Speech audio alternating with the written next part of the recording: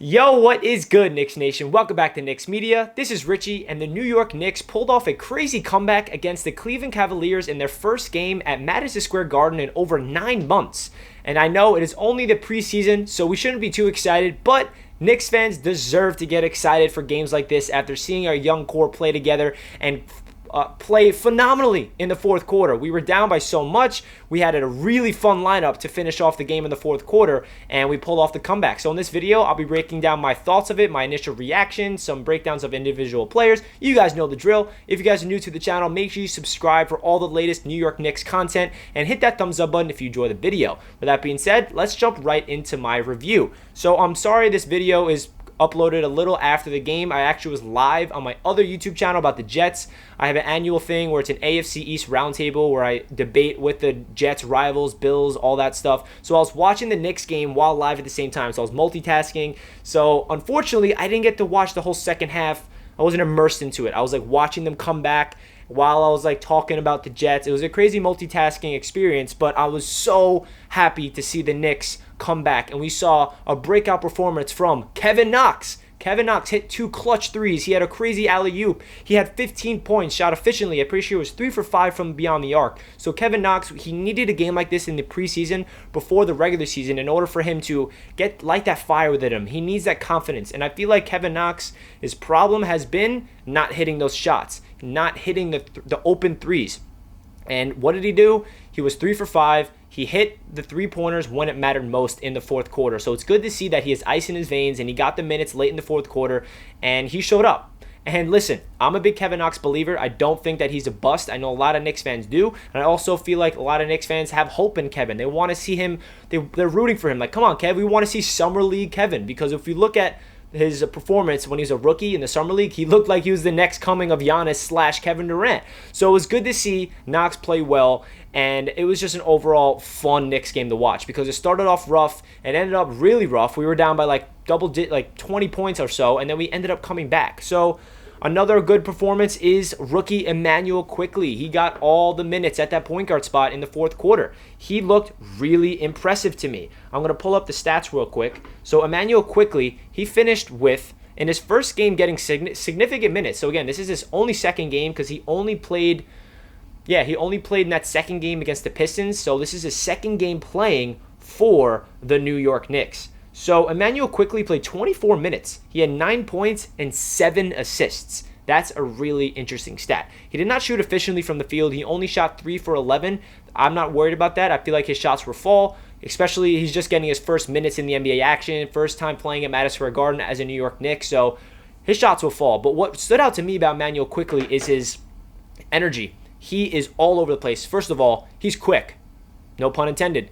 As Clyde would say, quickly, moving quickly, you know what I mean? Like, he has a really explosive first step that I didn't really feel like he had coming out of college. I didn't notice that in Kentucky, but when he gets the ball, he does a little nice jab step or a nice explosive break, and he has a really nice floater game, and I feel like his shots will fall. But what stood out to me the most about Quickly is his facilitating. He started running the offense. He started playing really good defense as well. He was throwing up the lobs to Kevin. He was dishing it out in the corner. He was facilitating, and a lot of people did not think Quickly could be the point guard for the Knicks. People were like, no, he's a shooting guard. He's not a point guard. Well, he's a combo guard. He can do both. If he needs to run the offense, he could. If he wants to come in at the 2 and just be a setup shooter or play off ball, then he can do that as well. It's good to have that, and I feel like he really impressed me for his second game ever as a New York Knick. Another player who is just solidifying himself as the best player on the Knicks is R.J. Barrett. He had another solid game, 16 points, shooting 50% from the field with 6 boards, 2 assists.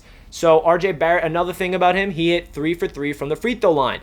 If he keeps this up, he has been hitting his free throws in his first 3 games. That is a huge aspect to RJ Barrett's game that we need to keep an eye on. If he starts hitting those at an efficient rate, RJ Barrett will average a lot more points than we would ever expect because he gets to the line very frequently, and we all know he did not hit those free throws at all last year. So RJ Barrett just has that poised energy to him where he just feels like, I am the man. Whenever I have the ball, I know I'm going to score, and he has that utmost confidence in him. His first shot of the game was a 3-pointer, and he stepped into it with such good confidence. It was just like so smooth.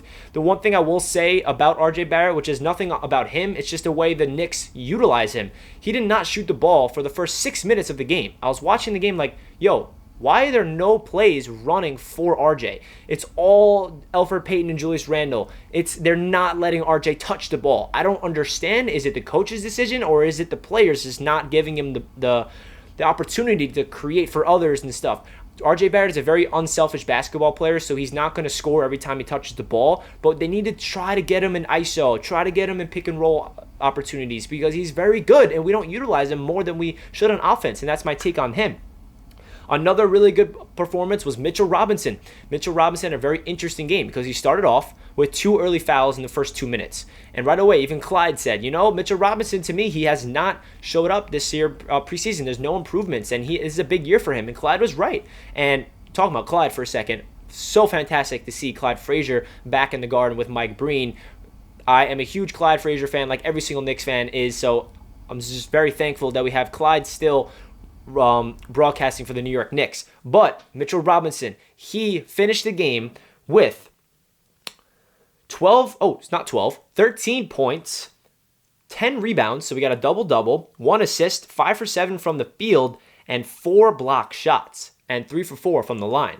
So this is the Mitchell Robinson that we were waiting to see. He was starting to catch lobs. He was blocking shots. He was contesting shots. And the one thing that stood out to me is Mitchell Robinson does play very differently when he's in foul trouble. When he comes in the game and he has 0 fouls, he's going to get quick fouls. But then I feel like all these coaching staffs are on top of him saying, listen, when you get to that 3 or 4 foul mark, you got to play more discipline. And I noticed that when he's in the paint and you see someone, he doesn't just fly his body out there. He's just putting his arms up and contesting. He needs to start doing that. That's a part of the maturation process of Mitchell Robinson.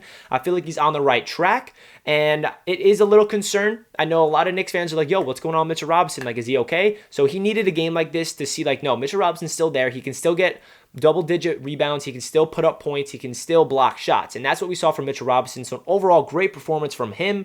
And let's get into some of the overall team play. So what I saw from this team is resiliency. I saw a team that never gave up, and that is a really crucial factor, especially for a young New York Knicks squad. And I'm excited for this Knicks team to play in the regular season because I feel like we're going to be down early a lot because, again, we don't have a lot of talent. But if they can play together and play really good defense in the fourth quarter, that's a really good sign. Some negative performance I will bring up is definitely Elfrid Payton. Elfrid Payton looked terrible. He shot the ball terribly. 2 for 12. I don't know why he took so many three-pointers. 0 for 4 from 3, and that's a concern. I'm not a fan of Elfrid Payton. I didn't want him back here, but he's our starting point guard, so we'll see. Maybe Emmanuel Quickly can retake that role because I would love for Quickly to start.